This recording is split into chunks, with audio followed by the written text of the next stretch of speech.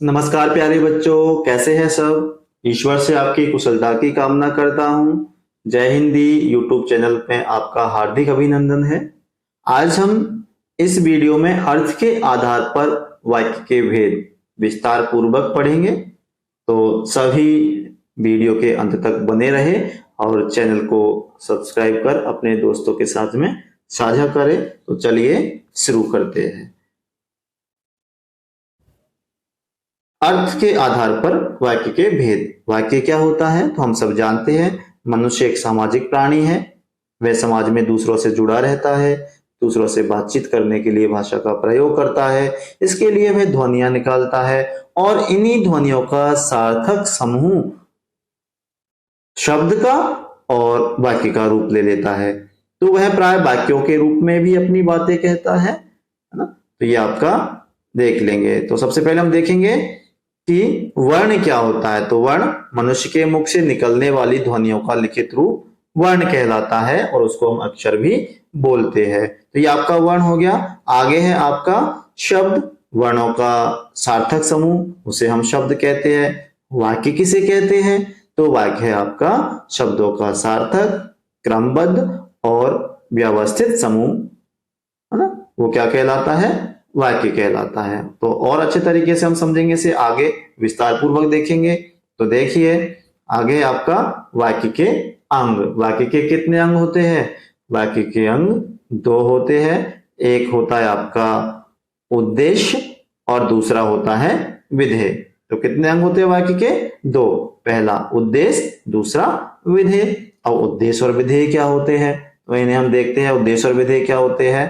तो पहला है आपका उद्देश्य, है ना। उद्देश्य के बारे में हम देखेंगे कि जिसके संबंध में वाक्य में कुछ कहा जाता है उसे हम क्या कहते हैं, उद्देश्य कहते हैं। कहने का मतलब कर्ता ही वाक्य में उद्देश्य होता है और कर्ता का जो विस्तारक होता है उसे भी हम उद्देश्य कहते हैं। जैसे उदाहरण, प्रशांत पुस्तक पढ़ता है। तो यहाँ पर प्रशांत क्या हुआ, उद्देश्य हुआ, क्योंकि प्रशांत के बारे में कुछ कहा जा रहा है। अगर दूसरा हम वाक्य लेंगे कि मेरा भाई प्रशांत पुस्तक पढ़ता है, तो यहां पर क्या है, मेरा भाई प्रशांत, ये पूरा के पूरा क्या हुआ, उद्देश्य हुआ। तो समझ आ गया होगा कि वाक्य में जिसके संबंध में कुछ कहा जाता है वो उद्देश्य होता है। विधेय क्या होता है तो विधेय देखिए, उद्देश्य में कर्ता के विषय में अर्थात उद्देश्य के विषय में जो कुछ कहा जाए, मतलब जो वाक्य आप पढ़ रहे हैं उस वाक्य में उद्देश्य के विषय में जो कुछ कहा जाए उसे विधेय कहते हैं। अर्थात वाक्य में जो कर्ता है, क्रिया, मतलब कर्ता के अलावा क्रिया है, कर्म है, पूरक है, इनके विस्तारक है, वो सारे क्या कहलाएंगे, विधेय कहलाएंगे। आगे देखो, आगे है आपका वाक्य के भेद। तो वाक्य के भेद हम दो तरीके से पढ़ते हैं, एक तो रचना के आधार पर और दूसरा अर्थ के आधार पर। तो रचना के आधार पर कौन कौन से होते हैं, एक तो होता है सरल वाक्य, दूसरा मिश्रित वाक्य, तीसरा संयुक्त वाक्य। तो साधारण, सरल और मिश्र वाक्य। अर्थ के आधार पर कौन कौन से होते हैं, देखो अर्थ के आधार पर आपके विधानवाचक, प्रश्नवाचक, आज्ञावाचक, संदेहवाचक, निषेधवाचक, इच्छावाचक और विस्मयवाचक, और साथ के साथ लास्ट वाला है संकेतवाचक वाक्य। ये आपके, लेकिन अब क्या है, रचना के आधार पर वाक्य हम इस क्लास में नहीं पढ़ेंगे। अगली जो कक्षा है 10वीं, उसके पाठ्यक्रम में आपका दिया गया है और इस पाठ्यक्रम में आपको जो है सिर्फ अर्थ के आधार पर वाक्य के भेद पढ़ना है। आगे देखिए, अर्थ विधानवाचक वाक्य। तो पहला वाक्य आपका विधानवाचक वाक्य। क्या होता है विधानवाचक वाक्य, किसे कहते हैं तो विधानवाचक वाक्य जिस वाक्य में क्रिया का होना या किसी काम का होना पाया जाता है, अर्थात किसी व्यक्ति, वस्तु अथवा स्थिति के बारे में कोई सामान्य बात कही जाती हो, उसे हम विधानवाचक वाक्य कहते हैं। विधानवाचक वाक्य को हम सकारात्मक वाक्य भी कह सकते हैं, क्योंकि इस प्रकार के वाक्यों में कही गई बात को ज्यों का त्यों मान लिया जाता है। तो जैसे उदाहरण है आपके, पक्षी घोंसले से उड़ चुके हैं, कविता ने पाठ याद कर लिया है, नदी में बाढ़ आ गई है या आई है, विजया ने दौड़ में प्रथम स्थान प्राप्त किया है, रोहित ने नया मकान खरीदा है। तो ये सब विधानवाचक वाक्य के उदाहरण है। आगे दूसरा है प्रश्नवाचक। तो जैसे कि आपको प्रश्नवाचक प्रश्न से ही पता चल रहा है कि जहां पर प्रश्न का बोध हो, है ना। तो जिन वाक्यों में प्रश्न पूछे जाने का बोध हो या प्रश्न पूछे जाने का भाव हो, जिनके कुछ उत्तर पाने की जिज्ञासा रहती है, उन सारे वाक्यों को प्रश्नवाचक वाक्य कहते हैं। कुछ शब्द है आपको पहचानने के लिए कि उनमें या तो क्या आएगा या कब आएगा, क्यों आएगा, कैसे, कौन, किसे, किसका आदि प्रश्नवाचक शब्द देखकर आप पहचान सकते हैं। वाक्य के अंत में एक क्वेश्चन मार्क या प्रश्नवाचक चिन्ह भी होता है, जिसे देखकर भी आप पहचान सकते हैं कि ये प्रश्नवाचक वाक्य है। उदाहरण, ऐसी धूप में बाहर कौन खड़ा है, रमा कब आई, तुम कल विद्यालय क्यों नहीं आए, कल तुमने क्या क्या खाया था, विक्रम किसकी राह देख रहा है। तो ये इन वाक्यों में आप देख करके पहचान सकते हैं कि ये प्रश्नवाचक वाक्य है। तो अगला है हमारा आज्ञावाचक वाक्य, है ना।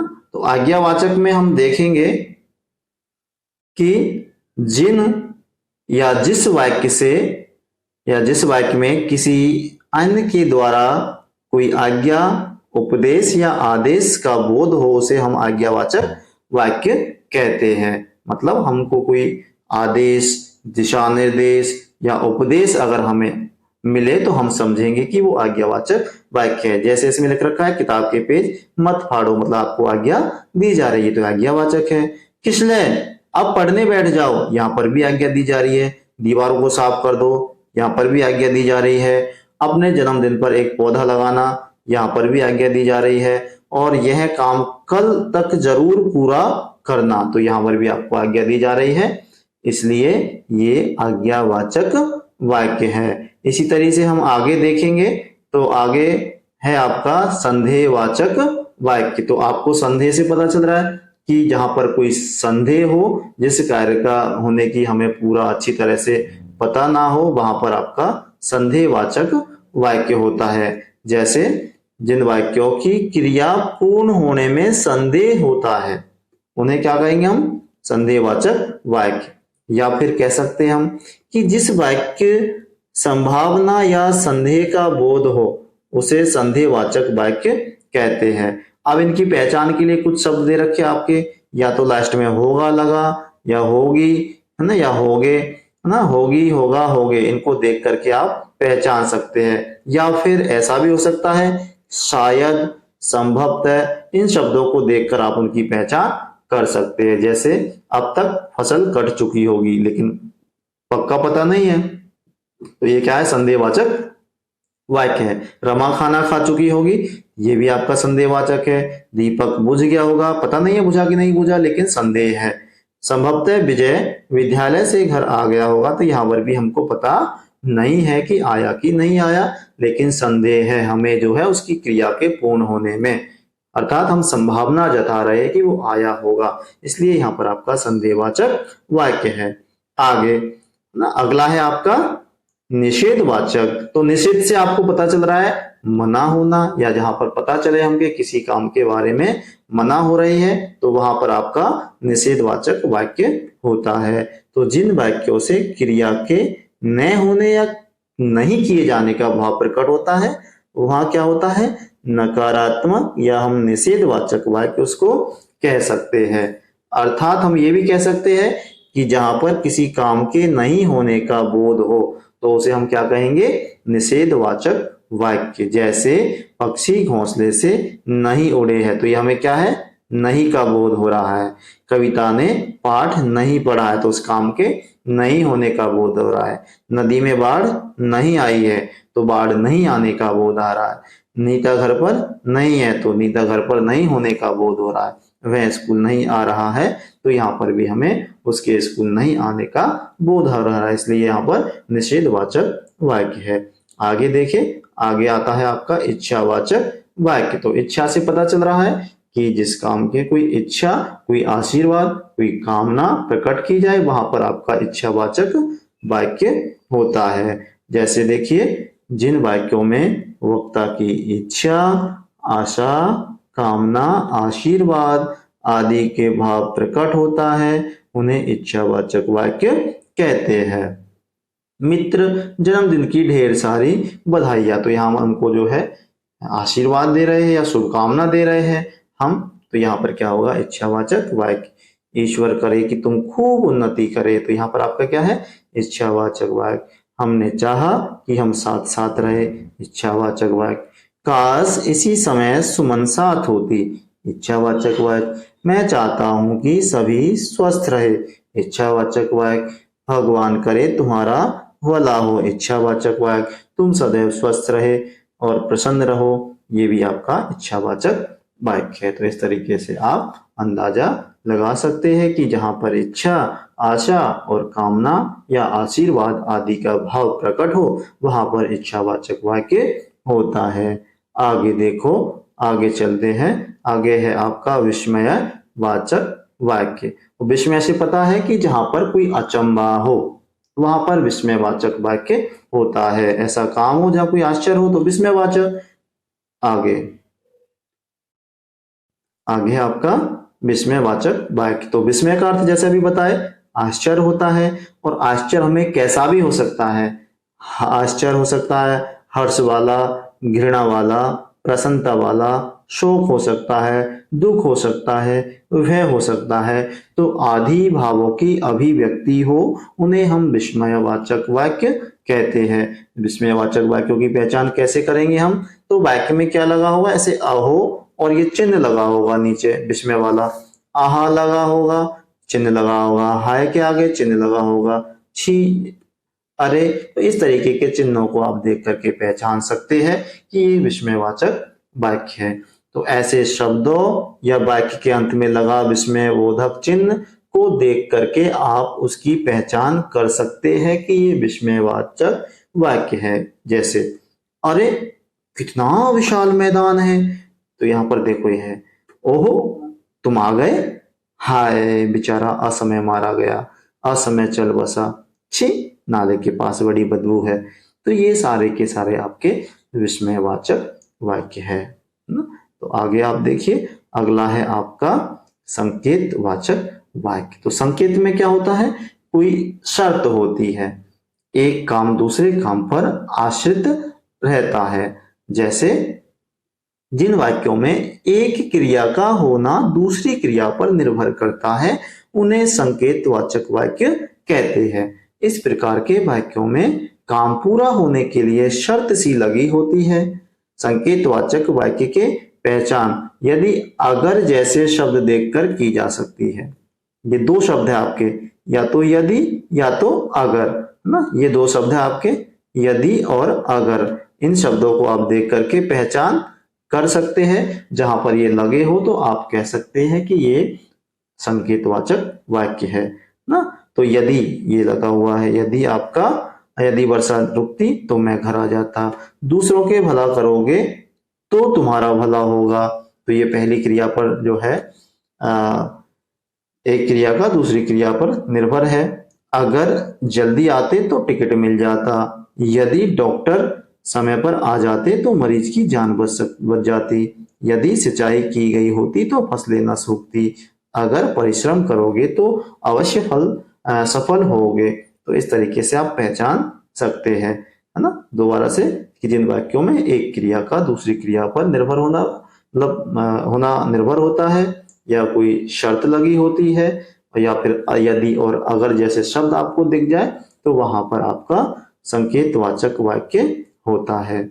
आगे देखिए, आगे आपके कुछ उदाहरण हैं, जो प्रश्न अभ्यास है। वाक्य परिवर्तन हम कैसे करेंगे वो देखेंगे। तो पहला है आपका, ये स्त्रियों का सम्मान होता है, इसको हम चेंज करेंगे इच्छावाचक में। मैना के चेहरे पर करुणा भाव है, इसको प्रश्नवाचक में चेंज करेंगे। गोपू दूध पीता है, निषेधवाचक में चेंज करेंगे। तो देखो कैसे चेंज करेंगे हम, ये देखो, ये स्त्रियों का सम्मान होता है, तो हमने क्या कहा इच्छावाचक में, काश स्त्रियों का सम्मान होता, काश स्त्रियों का सम्मान होता। तो ये हम इच्छा प्रकट कर रहे हैं। मैना के चेहरे पर करुणा भाव है, तो हम प्रश्नवाचक हमें बनाना है, तो हमने क्या लगा दिया, क्या मैना के चेहरे पर करुणा भाव है? आगे गोपू दूध पीता है। निषेध हमें बनाना है तो क्या बनाएंगे? गोपू दूध नहीं पीता है। क्या तुमने खूब पढ़ाई की? विस्मयवाचक में बनाएंगे तो शाबाश तुमने खूब पढ़ाई की। आज वर्षा हो रही है, इस संधि में बनाना है तो हम क्या कहेंगे? शायद आज वर्षा हो, मतलब पता नहीं है, संभावना जता रहे हैं हम। आपने पाठ याद कर लिया, प्रश्नवाचक बनाएंगे हम तो क्या आपने पाठ याद कर लिया। आजकल भ्रूण हत्या हो रही है तो विस्मयवाचक में बनाएंगे हम छी, आजकल भ्रूण हत्या हो रही है। आगे है उनकी यात्रा मंगल में रही, इसको हमें इच्छावाचक में बनाना है तो उनकी यात्रा मंगल में हो। राम बड़ों के पैर छूता है, इसको आज्ञावाचक में बनाना है, राम बड़ों के पैर छुओ ना। आगे आपकी हमारी संस्कृति अनुकरण की संस्कृति है, इसको निषेधवाचक में बनाना है तो हम क्या बनाएंगे कि हमारी संस्कृति अनुकरण की संस्कृति नहीं है, हमारी संस्कृति अनुकरण की संस्कृति नहीं है। इस तरीके से आप वाक्य परिवर्तन कर सकते हैं। तो अब ये कुछ प्रश्नाभ्यास है जो आपको घर पर करने हैं, तो आप इनको करेंगे, ठीक है। और वीडियो में बने रहने के लिए धन्यवाद, और आगे आने वाले वीडियो देखने के लिए चैनल को सब्सक्राइब करें और दोस्तों के साथ में साझा करें। धन्यवाद।